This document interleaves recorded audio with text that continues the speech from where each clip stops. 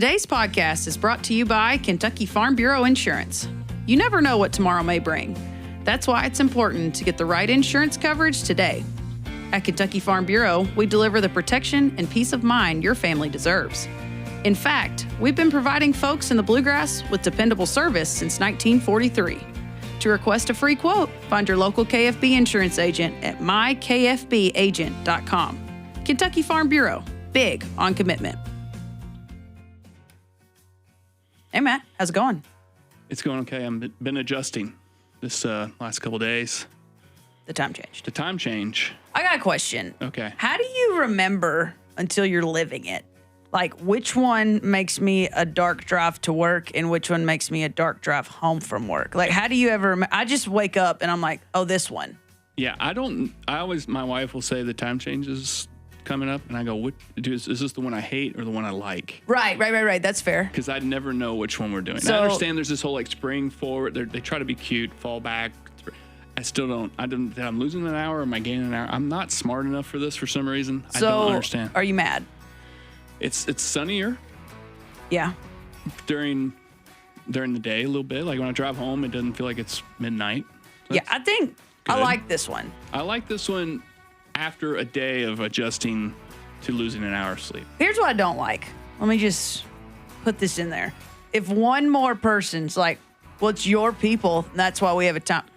It's not our fault anymore. The farmers we are not the reason for the time change anymore. A lot of people, we all know, we don't get as much voice sometimes. But by gosh, we're trying over here. But if you think for some reason that the entire country has to do a time thing and the farmers are 100% in control, no, it's not us anymore. Let's get real here. Let's get it. Let's get rural. That is not.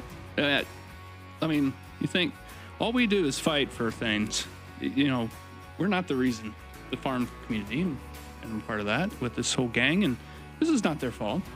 See, in the next one, like not this one.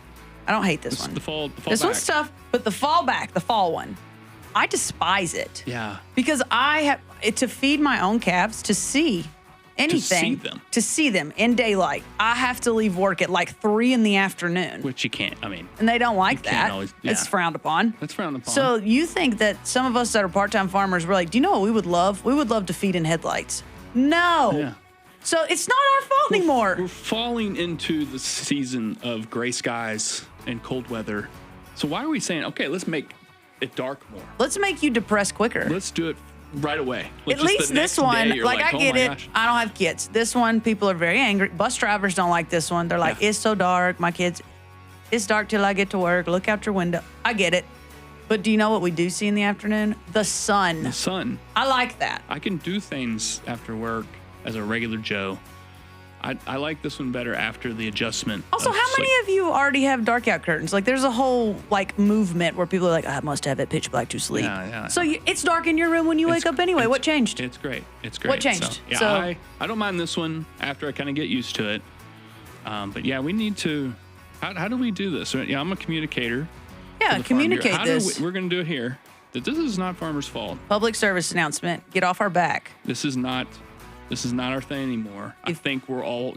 If you guys think we have a direct line to DC and we're like, keep it going, we don't. Then it's not a thing. If we had a direct line, that's not what we're working on. We're working on the time change. We do. We are connected with Farm Bureau. There's a good direct line right if to. If we had the president's cell phone number, I'm not calling about the time change. Yeah, that's not. We got way bigger fish to fry. Bring out the priority book. And the priority issues. At least 18 pages in there I've got to highlight on that I would probably pull above the time change. Yeah, time change is not a thing. So, yeah, I don't know. You're a baseball dad. You need time change. We need time change. Because otherwise, like JV and freshmen are playing. No, y'all play second. The varsity plays first. Varsity plays first. So it goes first. So your whole game is in daylight because of the time change. Yeah, and it's cold. Like we're starting this week. Yeah. So it's cold. So you need some sun. Something hitting you, because as soon as about halfway through the game, the sun starts going down. Now, the one thing that's kind of killer is the sun goes down left field line, and it's right in my face. So I got glasses and a hat. Why don't you move? Because it's we're on that side. You got a spot? We got to have a spot for the away fans, those people. We got to have them over there. You would think that you guys would have picked a spot that didn't have bad sunlight. I don't know. It's our dugout's on this side. It's just one. Right? Why would you? I don't know. That's just how it is. Nobody asked you. No one. I'm not a decider of the time change or where the dugout was. So anybody at East Bullitt that's like, hey Matt, PSA wasn't him. Wasn't me. So sorry the sun's in your face. No, but yeah, we need all that. So. I don't mind that. That's good. It's not East Bullitt. It's Bullitt East, isn't it's it? Okay. You were just going to let it go? I was just going to point it out. But yeah, no, not a fan of the idea at all. I feel like we should just stay where we are now. Right now. Leave it alone. Leave it alone the whole rest of the year.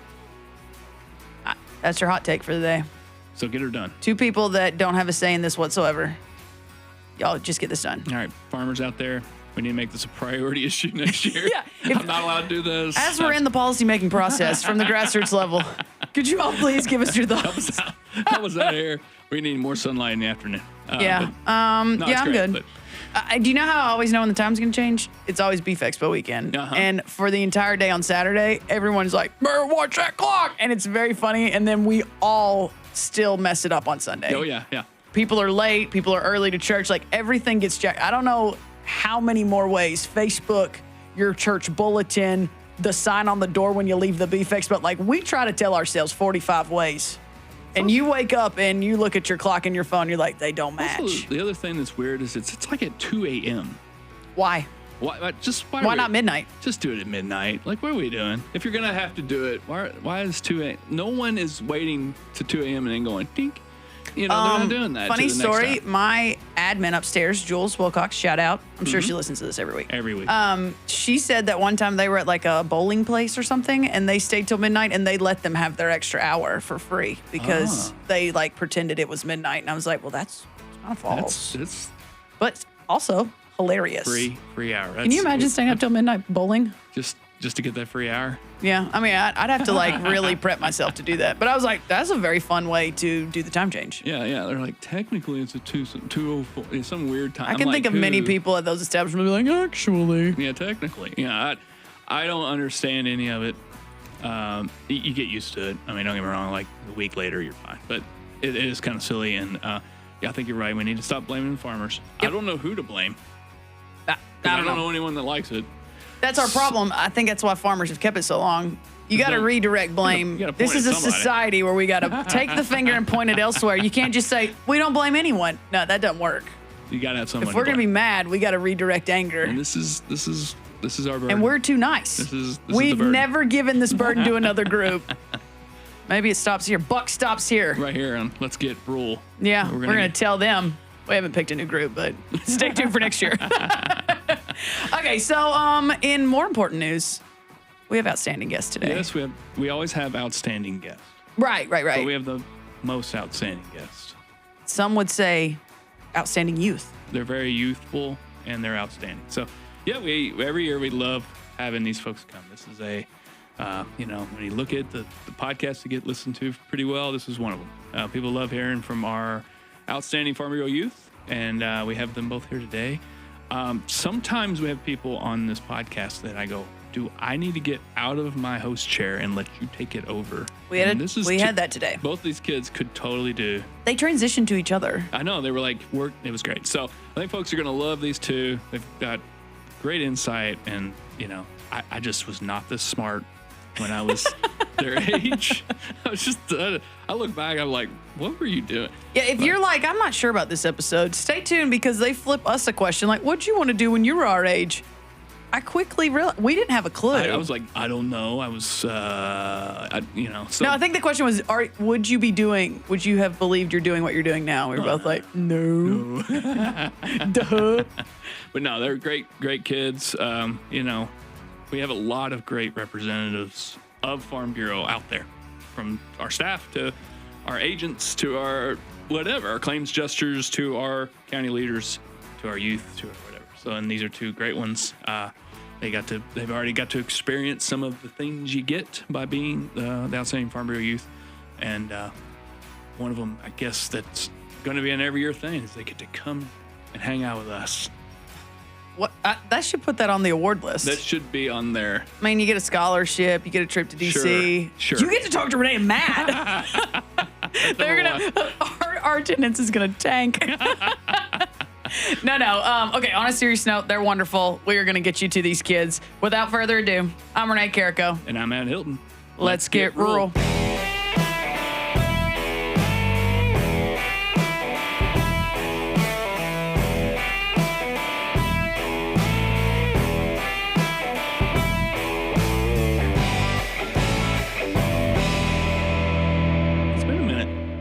Yeah, we haven't been in here in a minute. Yeah. But you know what's weird? I think I've seen both of these kids more often than I've seen you in like the last week. I know. Because I got back from DC and then we saw each other at Volunteer Forum. Yep. Yeah. And then I see you at any beef meeting randomly at all times. So I'm just like, and we live a county apart. So yeah, Matt, I think I might be better friends with them now than you. That's for the best. That's for the best. That's an upgrade. Because these two are outstanding. Do you know we're going to do this every year with a new pair? Yeah. Joke never gets I old. just love that word. They are outstanding. And they really are. So welcome to the studio here at the state office. Tell us a little bit about yourselves. Introduce yourself. Go ahead. Tell the audience about yourself. So I'm Jeremiah Jury. I'm from Owen County. I guess there's some just a handful of things that are important to me. I value my faith. It's kind of number one in my life. I think about it a lot. I pray about it a lot. I like to read about what I believe. There's a lot of people in my church that I go to mentor me and to grow in that. My family is really important to me. I spend a lot of time with my family making memories while I'm just still here in high school, before I move on to the next chapter of my life. So I'm very grateful that I've been blessed with a good family to make memories with and to learn from. I'm very passionate about my small agricultural experience through FFA and 4-H. I raise and sell show goats to other showers across the state and hopefully one day across the nation. We'll see.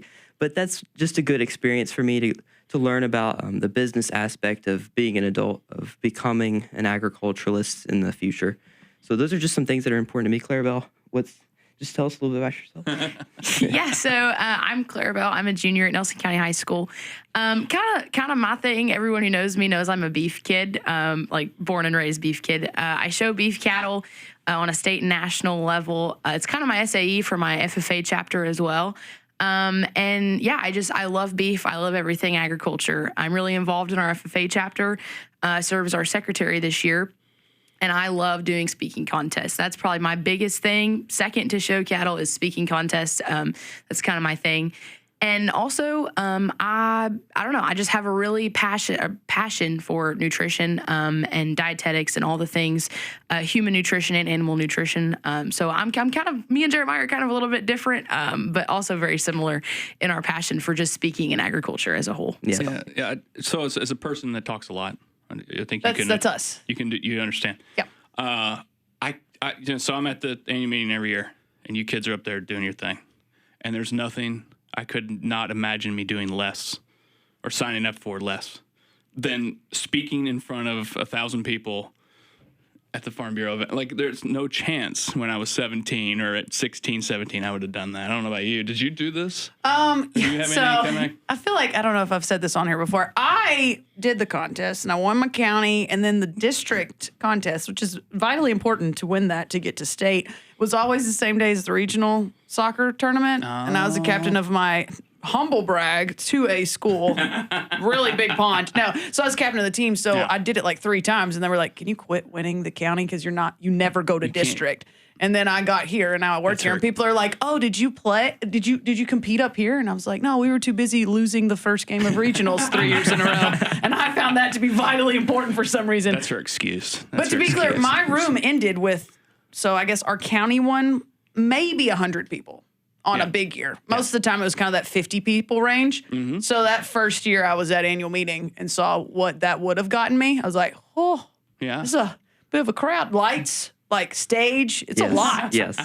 Those lights are shining in your eyes. And can you see anyone? No, you can't see past the third row. Yeah. That's about as far as you can see. Well, this is not the worst thing, though, right? Well, and you get up there and they say you need to stay within this range on the stage. So you don't have a whole lot of room to move, or else you look like you're pacing back and forth. Yeah. And so you can't see anybody. It's just like a sea of darkness. Yeah, it's weird. Yeah. It's one of those things though that I think it's so funny talking to, I call you guys kids. You're not kids. You're young adults at this point, but the ones after they've done it, they're like, I'm so nervous that people are going to think I'm a pacer or they're going to think I use my hands too much. And then I get off the stage and every person from my district gives me a hug and it's like, I could have never done it. You were awesome. And I'm like, it is the biggest cheerleading section. Like everyone's just like, you go, kid. Yeah, like that was great. Yeah. Was great. So for our listeners that maybe don't know what we're talking about here is, so at our annual meeting, we have a contest called the Outstanding Farm Bureau Youth. And it is, I think, from a outsider's view, is you all do a speech. There's a lot more to it, right? So maybe tell people, like, sure, there's a speech, but there's more that you all have to do, and there's a path to even get to the meeting in the first place. Yeah. Talk about that. Like, what is that path to get there, and what do you got to do beyond that speech in front of all the folks? So Jeremiah and I were sitting at dinner in Washington, D.C. talking about the contest, and he said, I've realized that the Outstanding Farm Bureau Youth is like the Kentucky Derby for all the ag-speaking kids. And it's true. All your FFA kids will compete at the local contest, which usually, for us at least, it's just the speech at the local level. Right, yes. And then the regional level, district level, you'll do an interview, 5 to 7 minutes, I think it is. And so they'll just kind of ask you about yourself. You'll submit your transcript and kind of like a list of all of your extracurriculars and your passions and your hobbies. And then if you win your district level, the state level is basically just the same thing. So when you get there, you'll get to sit in a room all morning and play cards with all of your contestants. Yes. So you get to know each other before you go beat the pants off of each other. So it's really cool. And you build friendships, and it's really awesome because a lot of the people that do that contest end up running for state office. So you get to know everybody, you get to make friends with everybody, and then you vote at the end of the night on like a congeniality, male and female, like the people who you thought had the most personality throughout the day. So you really get to know each other. Yeah. Obviously do your interview and then do your speech at the end of the night. And I would say it's definitely a speaking contest, but it's more than that. Like it's a networking event, and you get to meet people and build friendships with people that you may not have even met ever before. And so it's definitely an experience. And if there's anybody out there listening who has done the contest or is interested in doing the contest, I cannot recommend it more. It's definitely, I did it, I think 3 years, and I've loved every year of it and could not recommend it more. Best way to make friends and kind of build your leadership skills. Yes, it's a great opportunity to, like you said, to get practice speaking, to get practice meeting people, growing those connections that you never know how they're going to benefit you and how you can help those people on down the road. Like you never know where those connections will follow you. So it's just it's an awesome opportunity to connect, to learn how to advocate for yourself, for Farm Bureau, for agriculture. I'm very grateful for it. And like Clara Belle said, I can't recommend it enough. Yeah. So you talked about it. Did you do it more than once? I did. This was my third year as well. Okay, third time's the charm for both of you. So why? I love hearing y'all's answers to this question. Why come back? Why do it again? I came back because I enjoyed it so much. It was an opportunity for me to continue to meet new people, because every year at state, there was always somebody new there to meet. There was always a new experience. And if you go back and look at our videos from the first year we presented at state to the last year, you can see how we've improved and gotten better. And I can tell you from experience, the first year I got up on stage in front of all those people and I couldn't see past the third row, but I knew they were out there. I was like, this is terrifying. Yeah. But then the second year I got up there, I was like, this is still a little nerve-wracking, but this past year, I was able to control those nerves a little bit more. I'd learned and I'd adapted to know how to speak in front of that many people, and I wouldn't have been able to do that if it wasn't for the opportunity Farm Bureau gave me. So I came back because of the experiences. I wanted more of those experiences. I wanted to make more connections to continue to learn. Clara Belle. Yeah, so I will say the Farm Bureau contest, people in my county are always like, you need to do this again, you need to do this again. And I'm like, okay. And so the first year I did not make it past the district contest. I didn't place. And it was kind of like, unmotivating. I went over time and I talked about the beef checkoff. So, it was a good speech, but like, I knew it wasn't my time, kind of thing.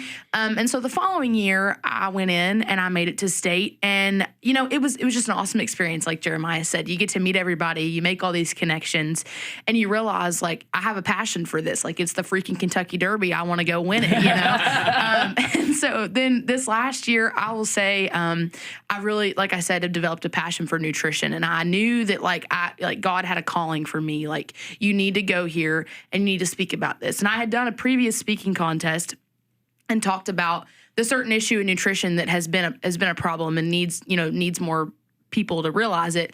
And so he was like, you need to go do this contest, Clara Belle. Like, you need to do it. And so I did it again. And I will say that up there this year, it felt like a keynote, and it felt like I was able to like share this story of this boy that, is underprivileged. Like, I was able to bring attention to this and make, American farmers realize like you're making an impact. And so for me, I wanted to come back this year because it's competitive and it's an awesome contest, but also because I realized like, we can make an impact. There's 1,000, 1,200 people there. What you're saying matters. And even if you don't win, if you have an important topic, they're going to remember that. And I think me and Jeremiah can both account for that. Yeah. Can I add to that? I would also agree. Like, I think I came back because I developed a passion for agriculture that I didn't have my first year. And I learned that through Kentucky Farm Bureau, that passion for agriculture, if it's fostered, if it's grown, it can become an amazing thing because Kentucky Farm Bureau is the voice of agriculture. So they're teaching young people how to advocate for agriculture in a political standpoint. So that's something I very appreciate. Do you think that change in mindset is the reason you won? You think that's what made you outstanding this year, not you're less outstanding the year before? I would say we also kind of talked about this. Like, I feel like it's a maturity thing, like you get an experience under your belt doing this contest before, and then like you kind of come back and you're like, I've got the hang of this. Yeah. And so you get more comfortable with it, and you get more comfortable knowing that you've matured, but also knowing that in the last 2 years that you've done the contest, you've learned so much. Yes. And so you come back and you're more knowledgeable. And in your interview, like you understand the questions and you understand what they're asking you, and you understand the political part of, the Farm Bureau and everything. And so I would say developing a passion for it, most definitely, it kind of shows, it kind of reflects whether or not you're passionate about what you're speaking about. And I think everybody in the contest did a really good job at that this year, at expressing their passion. I think everybody that did the contest this year was outstanding. Right. Most definitely. I was kidding, of course. I think one thing that I've got a little gray in my beard, so I've been around long enough, and I think I decided this was my 20th annual meeting. So been around a minute. Been around a minute, and I've seen a lot of you all, right? And what's neat now is looking at people that work for the FFA, and work for 4-H, and work for Corn Grow, work for these different organizations, work for Farm Bureau. And how many of those 22 kids through those years, eventually even went into the Young Farmer Contest and won discussion meet or went into different things. And I think that's what's really cool about it is it's introducing outstanding kids to our ag community too, right? It's good exposure, but it also teaches you how to talk to the president of Farm Bureau, walks up and talks to you, and you don't, freeze immediately or something like that. And I think that's really neat. And how it does help you if you keep staying connected. You can be a part of this community beyond just the farm, right? And there's nothing wrong with that. There's a lot of folks that just go back to the farm and they're great farmers and they're advocates in their community. But that's what's really neat. You see all these different organizations. You see it, this commodity, and you're like, I remember that. That kid was an outstanding Farm Bureau youth a couple years ago. And it's really neat to see that. Not some don't, some do, but I think that's really neat how they filter that out and you can start to see some of the best. And you guys won all the way. So, but yeah, we waited to do this podcast today because we wanted you to experience some of the things you get by being the outstanding Farm Bureau youth. One in particular is the congressional tour. Y'all got to go on that. What'd you think of that thing? It was quite an event. It was pretty awesome. Yeah. It was an amazing experience. I can tell you, for me, and I'm sure Clara Belle can probably agree, it was super awesome to be able to see that Kentucky Farm Bureau really is the voice of agriculture. They're not just another lobbyist group. They're not a voice of agriculture. They're the voice of agriculture. And it was very inspirational to be able to see all of the representatives that came to the congressional banquet, and they got up and spoke, and then we had one-on-one sessions. Mm-hmm. And it was super encouraging to see that they listened and they acknowledged our concerns, and they talked about how they're addressing those in different legislative processes and how they're lobbying for our concerns. And so that was really awesome to me to see that, yeah, Kentucky Farm Bureau really is the voice. And so I talked about that in my speech, but I gained a deeper understanding of it when I was able to attend the congressional tour. Yeah. I would say also watching people before me like get up and speak, at different events about like there's so many agriculture lobbying groups. I never knew that those lobbying groups could have such a massive impact. And so being there and realizing like Farm Bureau has all the connections, like they know everyone.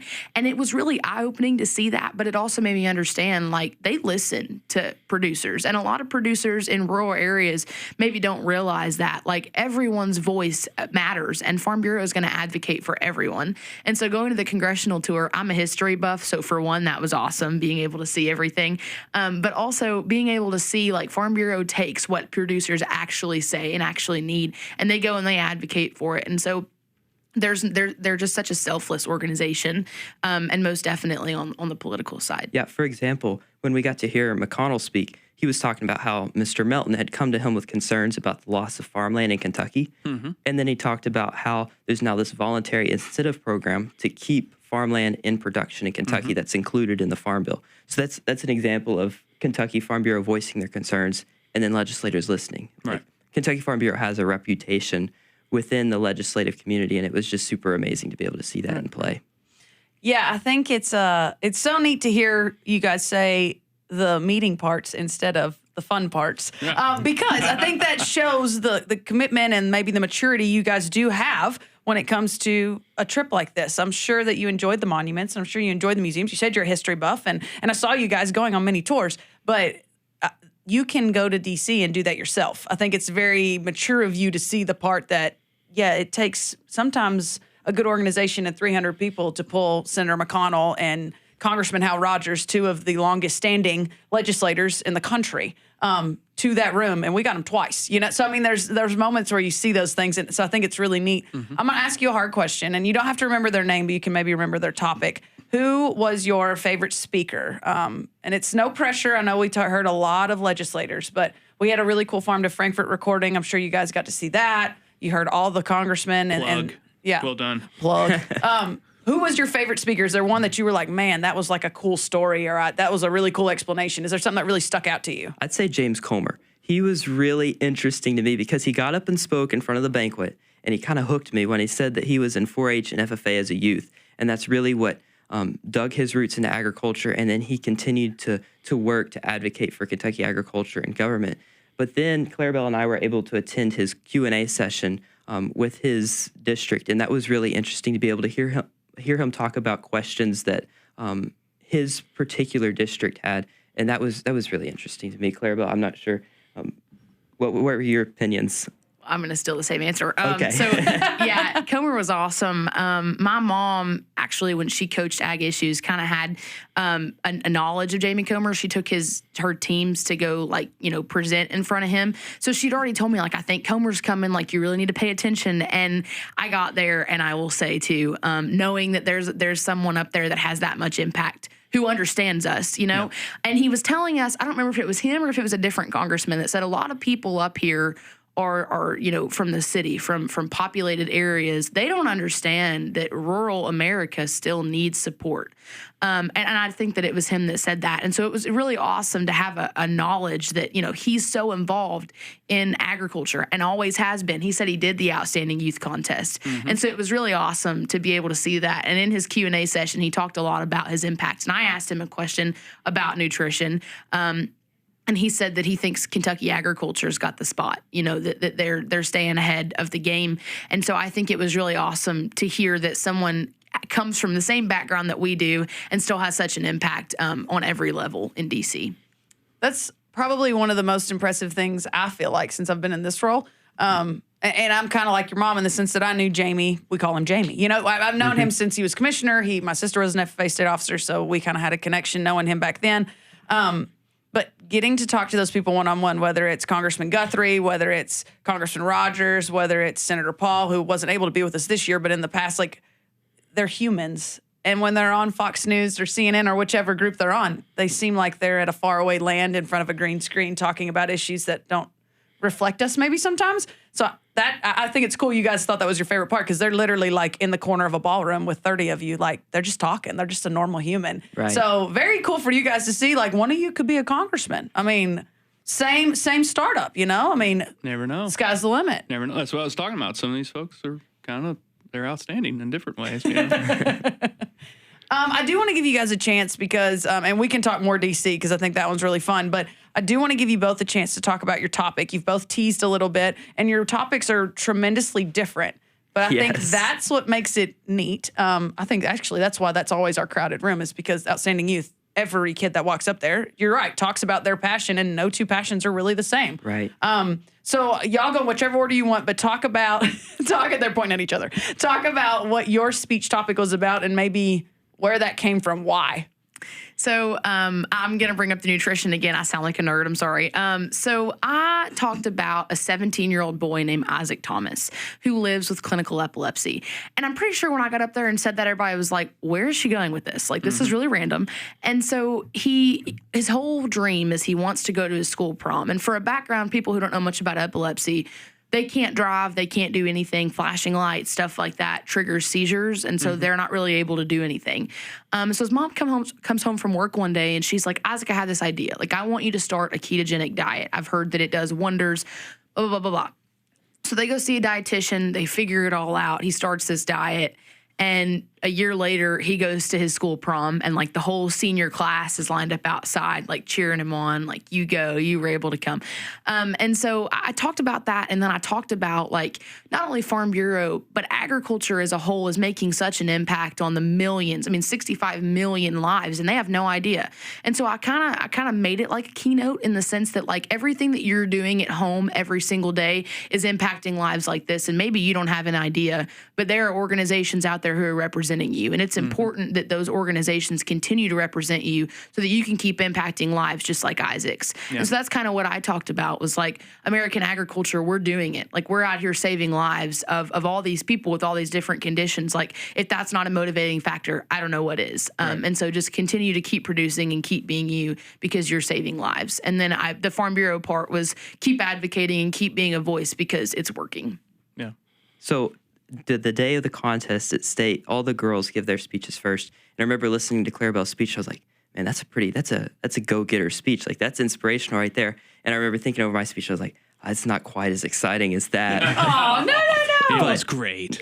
But it was about an agricultural issue of losing farmland in Kentucky. It highlighted two main concerns that we have in the Commonwealth right now. Over the past 20 years, we've lost 17,000 farms and 1.4 million acres of farmland. Like those are big numbers, and they're scary when you think about it, that we're losing farmland that fast at that great of a magnitude. So, but I also highlighted that there's legislation in process that is helping protect farmland, that's helping to mitigate the loss of farmland and keep it in ag production. The second point that I highlighted in my speech was the apathy of young people towards agriculture. There's a lack of knowledge when it comes to the agricultural process and people Clara Belle and I's age. So it's important for us to advocate to others in our friend groups, in our circles, in FFA and 4-H, and outside of that in our schools about agriculture is not just cows, plows, and sows, right? It needs to be rebranded. Agriculture does to a more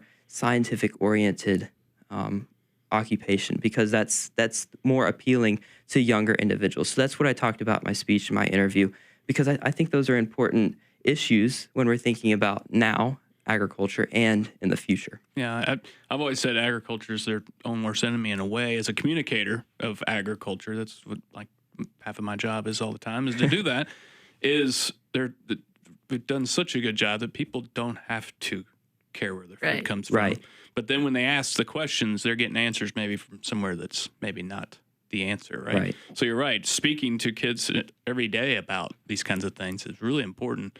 And these kids like my daughters and son are your all's age, and they just eat all day. They don't really understand. It just shows up and everything's great, and they just don't understand the process and all the effort that came and all the money of lots of people that made that food be right there. And I think that's a great topic. And Go ahead. I appreciate how Kentucky Farm Bureau has Collegiate Farm Bureau, and they have the Outstanding Farm Bureau contest, that they're making efforts to continue to advocate to young people about where their food comes from. Like you said, it's important. Well, and I will say, me and my dad have this thing that we do. We do it everywhere. We do it at shows. We do it at different contests. Like we're going to pick who's going to win this contest, and we're going to bet on it. And Jeremiah got up there and started speaking about land loss, and it was really interesting because it's a topic that a lot of people know about, but not a lot of people are willing to get up there and talk about land loss. And I will say that not a lot of people talked about the lobbying and the political side of Farm Bureau. And so knowing that there's youth out here, like obviously like Jeremiah, who are so passionate about this, like it brings hope, right? Because you're like, there are youth out here who understand the significance that like this is a real problem. And the sustainability fact, like 50 million or 7 million people or however many it is by 2050, right? Like how are we going to do that with less and less land? And so I will say like, that's one great thing about that contest is it gives all youth an opportunity to say like, this is an issue that I'm passionate about. And there are people in that room who are willing to listen and not only listen, but also go do something about it. Right. So was he the pick? Oh, yeah, 100%. Okay. Just rounding that out. I just wanted to make sure, you know? Yes. What was the over-under on that? I mean, oh, come on. It'd be really awkward if that was a no. We were pretty equal on that one, so. Well, I just enjoy hearing about what you guys do, and we've talked a ton about the contest. We've done a snippet of DC. I want to give you guys a chance, like, kind of where are you at school at? What are your future ideas? Where what's your grade in school maybe? I think that's also the fun part. Every now and then we get an outstanding youth kid that's young, like they'll be like a sophomore and they're like, I don't know yet. I'm just kind of getting started. And then sometimes I've got a senior that's like, I've known exactly what I want to do for the last 7 years of my life. I'm already a doctor. You're There's a chance I'm already a vet tech. And I'm like, okay. Wow. So no pressure either way. We've heard it all. But talk to us like maybe what year in school you are and what's your kind of passion moving forward. So I think I said this at the beginning. So I'm a junior at Nelson County High School pursuing an associate's in science from ECTC. 2 days a week I'm at a different school, so I'm kind of all over the place, and then I co-op at a show barn too. I will say I did not always have a passion for the career that I want to go into. And originally when I told my dad, I'm going to be a dietitian, he looked at me and he said, what? And I was like, yeah, I think it's really interesting. And he was like, so like, no beef? And I was like, well, no, that's not a thing. Like, you can be both. And so I want to go to Oklahoma State. That's probably a really cliche answer, but it's the truth. I want to go to Oklahoma State and get a degree in dietetics with a minor in ag communications. Kind of the term I've coined is I can tell people what to eat and then advocate for where it came from. So kind of both sides of the coin. And honestly, to be completely honest with you, until I went to DC, I had no aspirations at all of being a politician or going into politics. Seeing everything in DC, I'm like, I could kind of do this. Like I could get up there and kind of advocate, because the thing I'm passionate about with keto and epilepsy and ag and nutrition and all the things, like not a whole lot of people know a lot about that. And I think it's important that we remember, especially on the Farm Bill, I spoke about this a couple days ago, especially on the Farm Bill, is like we have to remember that nutrition is still important. It's still a vital part of it. And I think that there's a lot of dietitians in the ag field that are doing an excellent job at that and just keeping nutrition and beef and agriculture at the center of every plate. And that's kind of a newfound passion that I discovered. Definitely where I want to go. So Jeremiah, what about you? So it's a little up in the air still, but currently I'm a junior. Clara Belle and I are both juniors. I'm currently pursuing my ag communications degree through JCTC. I'm homeschooled, so that throws a little bit of a interesting flavor into the mix. So I'm trying to figure out exactly what I'd like to do with that. I'm not sure if I'd like to work for an organization such as Kentucky Farm Bureau or Farm Credit, FFA, 4-H. It's all up in the air, but I'd like to go into some sort of ag advocating leadership position. Yeah. So I'm still looking, still praying, still trying to find what the Lord's calling me to. Yeah. You have time. I do. You always do. Even when you have gray in your beard like me, you still have time. You still have time to figure it all out. So yeah, that sounds like decent plans, actually. My son's about your age and he just wants to play baseball, which is, that'd be pretty cool. He's all right at baseball. He's pretty good at baseball. He's trying, but he doesn't, he's not talking about the things that you all just both said, like higher level jobs. He's, figuring out some stuff too. So he's got time. So you both have plenty of time to figure this out. So kind of to flip the coin, when you guys were 16 and 17 years old, did you all think you'd be working at Farm Bureau? That's a good question. No, I had no idea. I didn't even, when I was your all's age, a junior. What did you want to be, Matt? I don't know, actually. I don't remember. So it probably was nothing at the time. I didn't know I wanted to do broadcasting or video production at all. I was like, the closest thing to a camera is I was a photography student in high school. Did a little bit of that. So, yeah, I learned more about that once I went to college. I just happened to go to Western Kentucky, who happens to be a top 10 broadcasting school in the country. Any chance to say go Tops is all he's looking for. And happened to, say, I want to take one of those broadcasting classes where I learned that it's a great program. I didn't even know it before that. I wasn't like, oh, they're good at that. Let me go do that. So I took a couple of broadcasting classes, and it was all because I used a camera once. This is how in depth that my brain was compared to you two at that age. So yeah, I don't know. I wasn't really good at any sport or anything like that. I worked a lot in high school, and so I didn't really know. And that's what I mean. You have plenty of time to bump into the right thing. Like you said, pray for it and run. Your path happens, and here I am. Never thought I'd be in agriculture in some form. Or insurance or whatever I am today, that kind of, never thought I'd be behind a microphone like this for sure. But yeah, so you have lots of time to run into that. Yeah, I'm trying to think. When I was 16, I went to Governor Scholar, which is why I didn't go to Eiffel, because I decided to go to FFA camp one more time, which I don't know if you guys have been to FFA camp, but if you're like on the bench of your high school basketball team and you go to FFA camp, you're the starting point guard. It is a moment where you're like, I can't skip FFA camp. But I get to go there, so I probably should have gone to Eiffel, looking back. But no, so I went to Governor Scholar, and I had convinced myself that I wanted to after work ag. And this is going to sound funny because it's all we talk about is sports. I thought I was going to be a sports broadcaster. Like I was going to be Aaron Andrews. Like I was going to go to Western. I was going to be Go Tops. I was going to be Aaron Andrews and Holly Rowe, whoever it was. I was going to be on the sideline. I was going to travel the country and I was just going to talk sports. And I went to Governor Scholar at Bellarmine. No offense to Louisville, but I had this moment about 2 weeks in that I was like, if I don't see corner cows here soon, I'm going to go crazy. Like I felt like the walls were just closing in, and my parents came for parent weekend, and I was like, guys, I think I'm supposed to be an ag major because I can't do this. Like it's closing in on me. Mm-hmm. So I didn't know I wanted to be at Farm Bureau until I interned here when I was a sophomore, junior in college. And then I was ate up with it and did 2 jobs before they called me back. It's kind of one of those little breakup moments. They were like, we call you. Like Farm Bureau calls you, and I was like, that's like being like, it's not me, it's you. I thought I was just getting dumped. There's a little bit of that. And then they really called, and I was like, oh my gosh, they weren't joking. And just think about every other podcast we talk about sports, even though we should. So really, and I have a microphone. So full circle, am I technically sports broadcasting in the end? Same thing as Aaron Andrews. I am Aaron Andrews. You're the Farm Bureau Aaron Andrews. Farm Bureau Aaron. Farm Aaron Andrews. But it is funny when you're 16 what you think you're gonna do. And yeah, some of it total same passion, just in a different way, and some of it's total boomerang. Yeah. So yeah, good question. Yeah, I always tell that gives you hope. I've told our kids find the things that it seems easy and it's fun, and then try to find a job that lets you do that, right? And Farm Bureau, for what you guys are into, is a space, but there's a lot of Farm Bureau-like things that you can do. There's a lot of states that have Farm Bureaus, if you didn't know that, all of them. So, yeah, I think that's what I always tell them. It's like, my daughter's really good with kids. She's amazing with that. I don't know what she needs to do, but she needs to do something with kids, whatever that needs to look like, right? My son's a very analytical guy. I'm like, you can be an accountant or something, Now he's all even thinking about hitting a baseball as far as he possibly can. But at some point, maybe Moneyball. Oh, my gosh. Moneyball. He can be the guy on Moneyball. He could be the general manager. Yeah, but that's what you. And if you all have a passion for this, finding some, even if it is a politician, they need them. They need ag politicians, people that grew up on a farm that are a congressman, they need that. So I think that's what I would suggest for someone that's just trying to figure out and where you run into. Also, getting degrees before you're out of high school.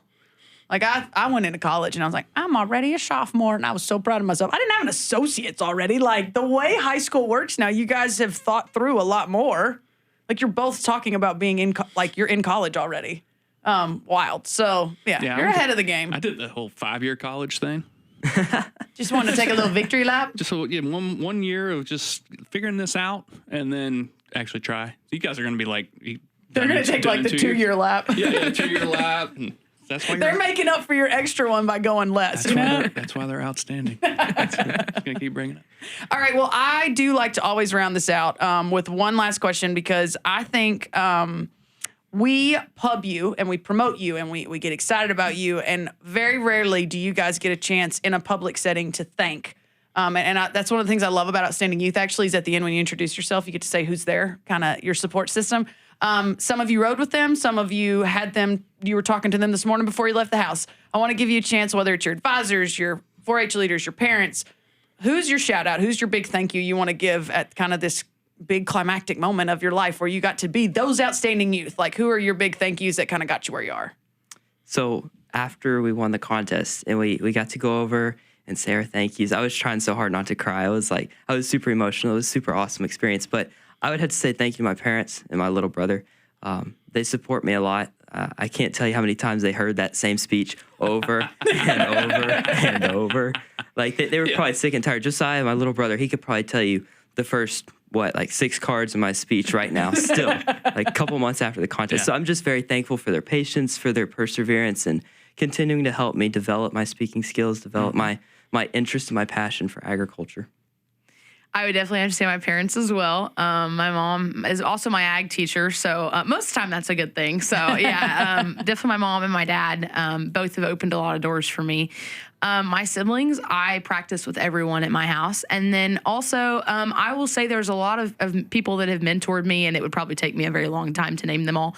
Especially on the nutrition side. She probably won't listen to this because I will send it to her, but she gets really busy. Dr. Shailene McNeil works for NCBA. She has worked with me on this project, and I've called her at night. I've called her at 9 a.m. in the morning, and I've said, I have this idea, and she's like, okay, let's talk through it. So definitely Shailene, and then just everyone else out there, they know who they are, have helped me get to this point. And so definitely, I think we both have a lot of unspoken mentors, and if they're listening, they know who they are. Yes, so. and Clara Belle will agree. We're both very grateful for the opportunity to compete at all. Like, it's an amazing opportunity that I know we've both grown from, that we're both going to benefit from, not just now, but into the unforeseeable future. So I'm just super thankful for Farm Bureau in general as well. And you get 18 years at home. Some people get 19 or 20. We probably going to get 18. And I will say that in your 18 years, you're not going to remember everything. This is most definitely an experience that you will always remember. Even if you don't win, you're always going to remember that day sitting playing cards. And I honestly, when I walked in my first year at state, I was like, what is this? Like, they're making us understand people. Yeah, but I will say, like, it's awesome. And no matter if you know the people there or not, you really get to build a connection with those people. And I will say that everyone who did the contest can agree with you on that. Like, that's awesome. Yes, and being able to experience. It's definitely an experience that neither of us will ever forget. To reiterate this point, if there's anyone listening who knows someone who needs to do this contest, or if you're debating on doing this contest, just do it. Just do it. Yeah. That's where I learned how to play rook, playing cards. Oh, yeah. I mean, that's the selling point. That's it. How was he supposed to move on in his life if he didn't know how to play rook? Yeah. That's it. All right. Well, thank you guys so much. Whether you are homeschooled, co-oping 100 times a week, or whatever it may be, it is raining cats and dogs outside. It is a drive to Louisville for both of you. So cannot thank you enough for taking time to come, especially on the tail end of a big, long trip where we snuck you away to D.C. for a while. But just thank you for what you do. Thank you for your passion and sharing your story with us. People, this is actually one of people's favorite episodes. They just love hearing more about you guys. They get a 2-minute nugget, and it's not enough for them. So we cannot thank you enough for being here. Well, thank you. We really appreciate the opportunity. Yeah, 100%. Thank you all. This has been an exciting journey, and we both can't wait to see where it takes us. So thank you all. All right. Well, thanks to our outstanding youth winners this year, and thanks to you listeners. Be sure to subscribe to our podcast and listen to some older episodes. And we'll see you next time on Let's Get Rural.